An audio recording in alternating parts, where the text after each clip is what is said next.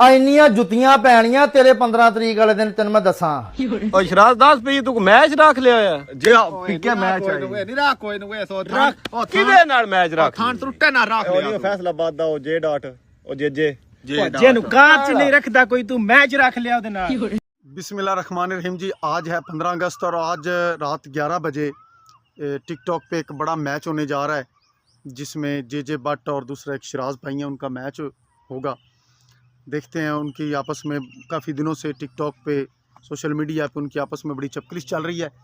तो आज रात जिसको आप फॉलो करते हैं, जिसको आप पसंद करते हैं, उसका ज़रूर साथ दें। और इनकी दो वीडियोस मैंने देखी जिसको वैसे मैं इन दोनों को ही पहले कोई इतना ना मैंने फॉलो किया हुआ है ना देखा हुआ है, लेकिन इन दोनों की जो इस लड़ाई झगड़े की वीडियो है वो मेरे सामने आई, मैंने देखा।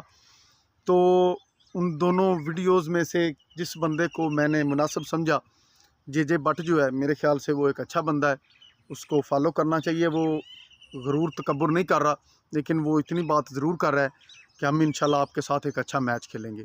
एक खिलाड़ी का, एक स्पोर्ट्समैन का या दूसरे नंबर पर एक कलाकार का, एक अदाकार का यही जज्बा होना चाहिए कि वो लड़ाई से, गालम गलूज से दूर रहे और अपना किरदार, अपना टैलेंट दिखाए, अपनी जो फ़ैन फॉलोइंग है उसको शो करे।